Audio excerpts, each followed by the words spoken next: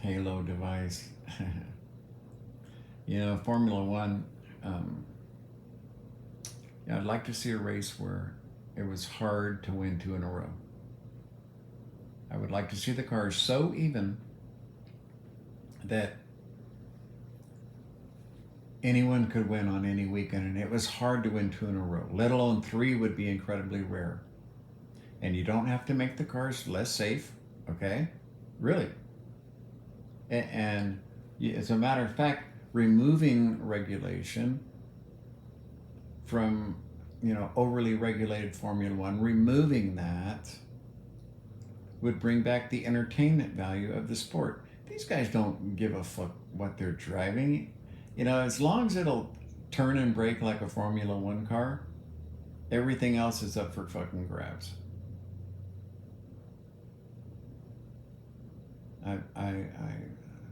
The the the bourgeois, you know, the money part of Formula One isn't just in that carbon fiber body, because carbon fiber people are getting pretty good at making carbon fiber parts. They have all the permanent molds. Once you know how to do something, it's fairly cheap to do. I've laid carbon fiber and fiberglass, and it's not that hard. You need to autoclave. That's the hard part. The molds, bucking.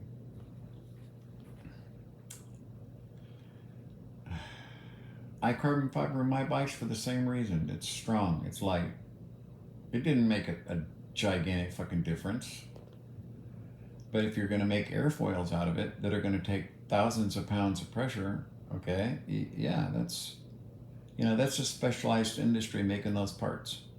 Okay, that would probably be the highest cost in a type of series that I'm discussing. Would be that the bodies of these cars, when you looked at them right now, what I see changing would be the rear cabin area behind the driver, and maybe a little fatter. Okay. Who knows what would happen? See, this is the whole point, is to let the engineers, once again, design cars that they think can turn and go faster than the other guy. What you end up with here is so regimented as far as where you're going to sit on the scale, and people are fighting over single points and shit when it should be everybody worried about everybody. There's just a few teams. We all know what's going to happen basically. I mean, after qualifying and practice, you pretty much know where everybody sits on that track. Sometimes the tracks have to wear in, yeah, but yeah, it's just too predictable, and that's a killer. Would you go watch a boxing match if you knew who was going to win? Would you watch a baseball game if you knew who was going to win? Would you watch it? No, you just want to watch the highlights, not the whole race. I know people that fast forward through Formula One because it's boring for them. They don't understand the underplay of the strategies and the deeper parts of Formula One. They don't get that. Okay, and that wouldn't go away either. What I'm saying is that the drivetrain of the car needs to be just get the fuck out of the way. Let them put whatever they want in there, okay? Because yeah, you can have 1,000 horsepower engine that costs $500,000, okay? Or you can have a 2,000 horsepower engine that costs you 35 instead of $500,000, 35 grand. You got a fucking 2,000 horsepower screaming ass monster that people would love to listen to, by the way. Who knows what the other guy brings? Maybe he's a fucking Ford guy instead of a Ferrari guy or a Honda guy. Their motors, their internal combustion engines, okay? You guys have hyper fucking regulated them because that's a frog boiling situation, okay? They started this hyper development into lightness and horsepower. Well, now we know now how to get massive horsepower out of an LS. You just have to shape the car differently. The car's going to be a little more heavy, okay? So you're going to sacrifice a little bit of cornering speed for straight line speed. but the car doesn't need to be any less safe. The engine's still going to be designed to leave the chassis, right? And now, all of a sudden, a lot of the cost is gone, okay? And when you tell people, oh, you can't, you can only use the wind tunnel this much, okay? That's like telling someone, nope, you can only take so much batting practice. What? What the fuck? What are you talking about? I can only take so much batting practice. Yep. Oh, you've hit your limit at the range with golf balls. You got to 300 golf balls. You have to stop hitting now. It takes practice. It takes, if you have time to go there and do it, then you go there and you do it. You know what I mean? The FIA had to stick its fucking nose in it because it's trying to find ways to make parity, and parity is boring. When it gets to the point where you can fucking predict it, what does it come down to? I've made this video before. It comes down to the brain trust. Who has the best plan right now with the best car? Because the best car comes about by the best plan, which is designing the car and the driver to function together. Not that the cars are different than what Sergio has, but him and his engineer, in the way Max tells him, this is what I want, and the guy gives him what he wants, and then Max goes back out there, what he asked for is now manifesting itself in the car. That's the whole fucking secret. Then they just have to worry about making the car fast. Max does the driving. Look how good he is with his tires. He's not having to beat the shit out of his car. It's doing exactly what he expects it to do, okay? How is someone going to beat that? Even if they're a fantastic driver, how are they going to beat that? Well, they're not. And the knots go right down the list, okay? The knots go just like this, pretty much standard. There's a list. This is where you are on the list. You're lower end, you're mid-pack, you're at the top. It's killing Formula One. It's popular. It's getting popular. Okay, a Formula One car is special because of the way it turns. Okay, so if the motor's going to weigh another 150 pounds more, then you should just let them put a bigger fucking wing on the car. Or don't put restrictions on how big the front wing can be or how the side pods are designed. To stay the hell out of business, because part of racing is innovation, okay? We have itty tiny little changes, okay? I've seen them all too, trust me. I mean, you watch a Formula One race in 1962, and then watch one today. That's fucking hilarious. I watched Ferraris in shit race that were like, they look like cigars, little cigars. Tiny little things, you know what I mean? Completely fucking death machines, man. There's ways to allow the sport freedom, but you have to see, they have a sellable product, right? They do. They have a sellable product, and it's going up in stock. I mean, people are starting to appreciate more of the subtleties of Formula One. It's fast. When you see it in person, you understand how fast it is, and the rate that they can turn and stop. Okay, that's what makes them special. Indy cars, they turn and stop well too. They're good on a road course, okay, but not as good as a Formula One car. I mean, e-cars, they're the open wheel e-cars, they're good. They can turn good too, okay, but we're talking apples and oranges don't count.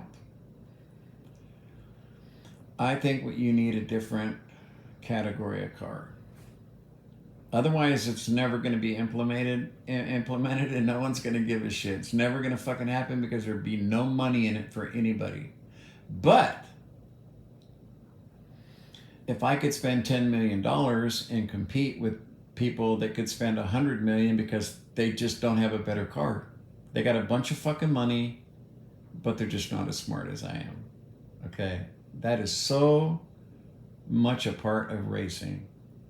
And if you haven't built a performance machines, then you don't understand that concept. Okay? I design, build my bikes, everything from scratch, every fucking piece, because that's how I want it. And if another guy with the exact same attitude and the exact same budget built his bike in the garage next door, it would be totally different. And that's the wonderful thing about racing. The same amount of money doesn't equal the same amount of performance because it's not designed well. If you let design fail to be part of the Formula One game, you end up with cars that look the same. Well, there goes a Ferrari. Yeah, but if you painted that fucking McLaren bright red, Ferrari red, people would think it was a Ferrari. Am I right? You won't see six-wheel cars or any of this new stuff that, the innovation that people tried. It goes away. It's sad. I'd like to see a vacuum car. I would like to see a skirted Formula One vacuum car, okay, doing like 6G turns and shit. I'd love to see that.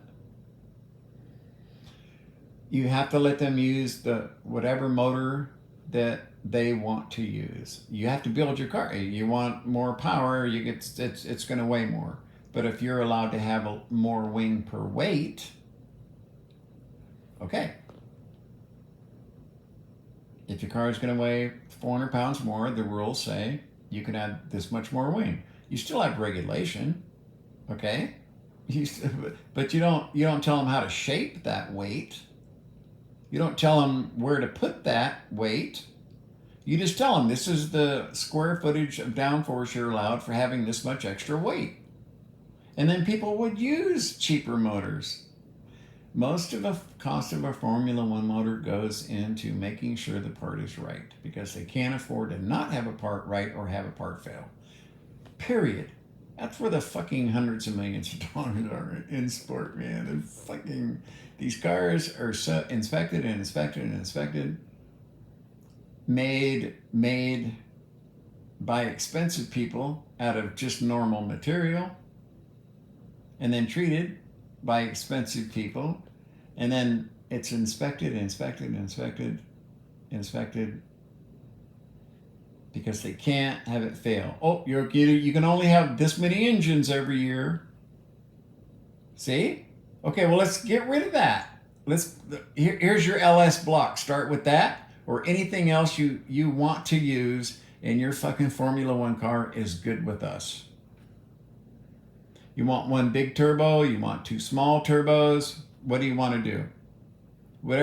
This is the regulation, period. You can tell them you can have two turbos or one turbo, but you can't say, oh, you can only have turbos this big. No, that's, again, you're getting regulation that's going to stifle design.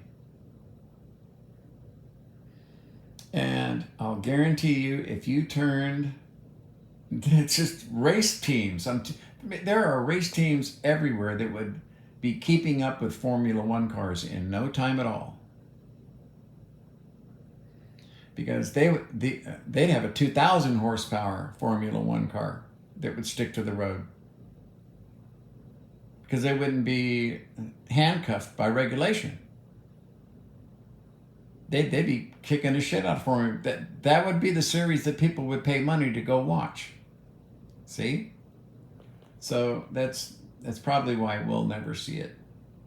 Those days are gone. I got to experience them, and that was such an important part of Formula One for me, was watching the cars change every single year. Watching the body styles change. The idea of aerodynamics matured really fast from the 60s to the mid 70s. And then from then on, it was refinement until now you've got like 21 element front wings and shit. Okay? That's innovation. Now you notice everyone's using it. They're not shaped exactly the same because they all have an idea of how it works best. Okay? So if you remove non-movable aerodynamic surfaces, then you just let people put whatever on there they want. Drag comes along with downforce. We all know that. You're not going to go fucking nuts with having a whole car that's a giant wing or something. I don't know. Maybe you would, right? Maybe it would just be one. It looked like one solid wing. I don't know. Okay, that's for innovation and the creativity of the builders. That's what would make that kind of sport enjoyable. That ultimate motorsport that I experienced when you never drag racing, you never knew what was coming to the track. It could be a completely new design, and as long as it met safety standards of the day, then okay, it was good to go. You guys can race it. Oh, it's awesome. Awesome. Yeah. Good days. Watching the growth. That's one of the advantages of being old, is it? I can look back on all the years. You know what I mean? Jackie Stewart, when he was a young guy racing. You know? AJ Foyt, when he was a youngster. That kind of thing. That's how old I am.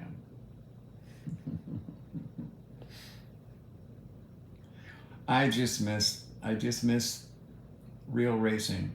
For me, real racing is designing and building something from scratch that's going to compete with someone else's design that they built from scratch.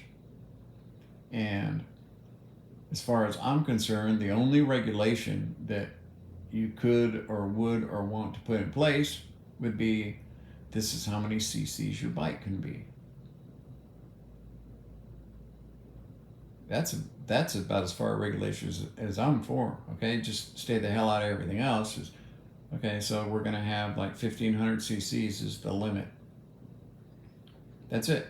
And you do the same thing with a Formula One. They would look just like a Formula One car. It wouldn't take that much more aero on the car to make up another 150 pounds for the motors they'd put in them, but they'd be dirt cheap.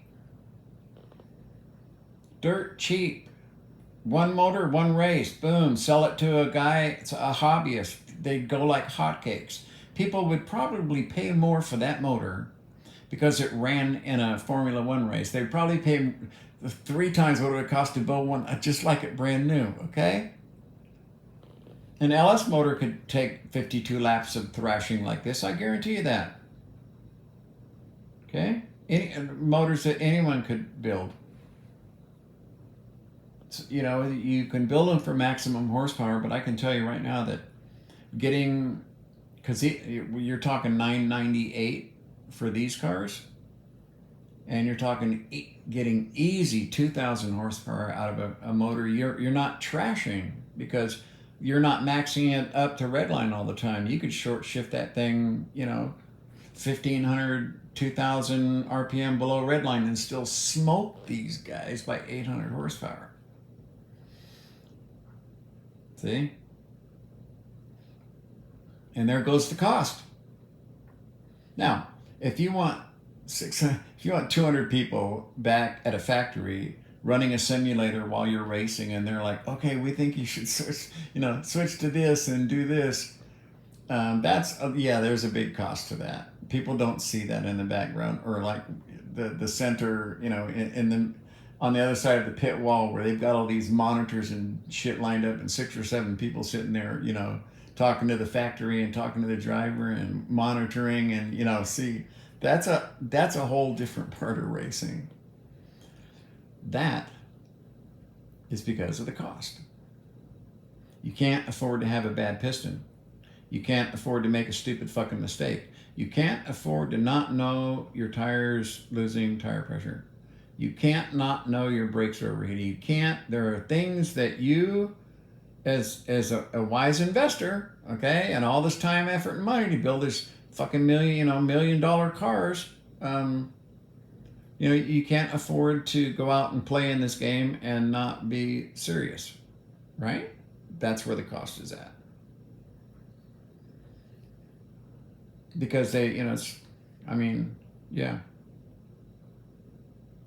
The tolerances are so tight on these fucking cars. It's stupid. Everything, they're a Swiss watch. And they're very reliable, actually, for the way they treat them, okay? But they wear out, just like anything else.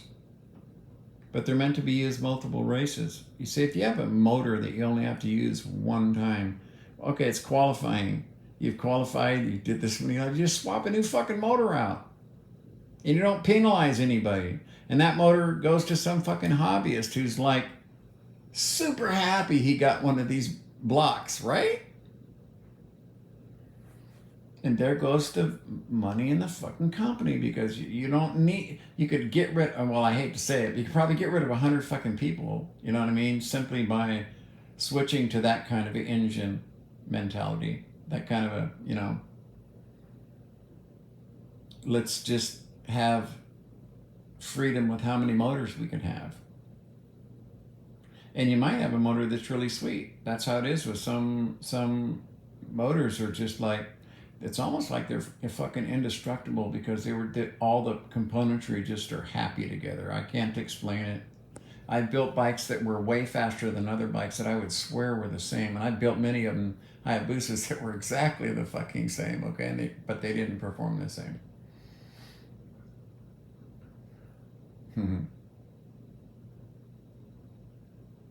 Yeah, that's not too much to wish for. What do you think? What do you think about freeing up? I mean, just as long as the cars are safe, and you can limit, this is how many cubic inches you can run, and then stay out. Everybody's running Pirellis. I'd like to see people out there on Bridgestones, or maybe Goodyears, or who knows what else out there. Okay, I would like to see, as long as a tire has to prove itself, but it's not like Pirelli's the only one in the world to make fucking tires. You know what I mean? Bridgestone, I don't know, I can't say too much bad about them either. Come on. And I know who's going to win this fucking race right now, and it's fucking disappointing, because there's 56 laps in it, and there's 44, we're on lap 44, and I'm just hoping for Norris to get up there, you know what I mean? And take him inside on a corner or something, just to because people, that's what we want to see, right? He's a second ahead. It's sad. I felt the same way when Lewis Hamilton was winning his many years ago, and I'm making this exact same damn video about the same damn things.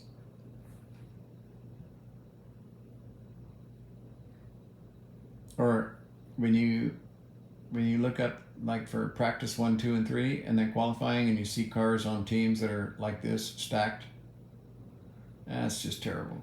And see, I'd like to see Magnussen and Hulkenberg do better. But I can't see that they're such bad drivers that Haas is finishing in the bottom every race. So what is it? Is their carbon fiber cheaper carbon fiber? Is their engine not as good? Is their Pirellis different than someone else's Pirellis? Why are they consistently finishing at the bottom?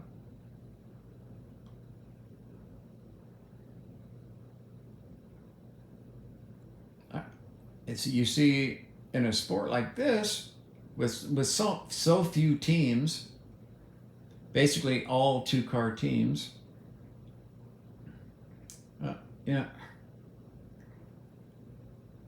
to finish in the bottom almost every time guaranteed, you have to ask yourself why. The answers aren't pretty. The truth, the reality of why the cars are stacked the way they are is not pretty. And I know most race fans could give a shit about the politics and the money of the racing, as long as it's tight and exciting and clean. And a good, clean, hard sport where the lead is changing all the time with a Formula One type car, it would be cool to see cars out there with V8s and V12s of the same cubic inch. Wouldn't it? Wouldn't you like that? Or have someone show up with a wing that's totally differently shaped than the wing on anyone else's car? A front end that looked different than anyone else's car because it was cheap. It's a cheap sport. Well, yeah, we can make a carbon fiber front end that looks like that because we're not spending $6 million a year on motors and all the other things that go with that, the monitoring of the motors, the measurements of the motors, yeah, we can do that. We have budgets for that now because the drivetrain isn't, sending us to the poorhouse. Less worry, less monitoring. Qualify, throw a motor in it. Design your car where the motor is the easiest thing to change. That's what I would do. And now you got a whole nother aspect of engine changes. See, I was kind of, I gotta tell you, I was kind of shocked. I'm watching Formula E when they first got started. And I didn't realize this was going to happen. And I did actually, I'll be honest, I didn't think it was going to be as good as it was. But I see the guy pull into the garage and there's another car there, and I thought it was a spare car. And they were saying something about changing cars, and I was like, what does he mean changing cars? Is this a pit stop? So instead of getting tires, you get a whole new car? Huh. See, that's the consequences of overregulation for the available technology. The cars all look the same. You know what I mean?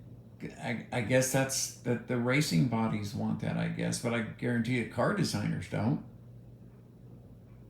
So, anyway, I think I feel better now that I got all that off my chest. Racing is in my blood. It always has been since I was young. Very young. I mean, I had cars and flying airplanes when most guys were still on their Stingrays. So I was very fortunate, okay? And motorsports has been a very important part of my life. Going fast has been an important part of my life.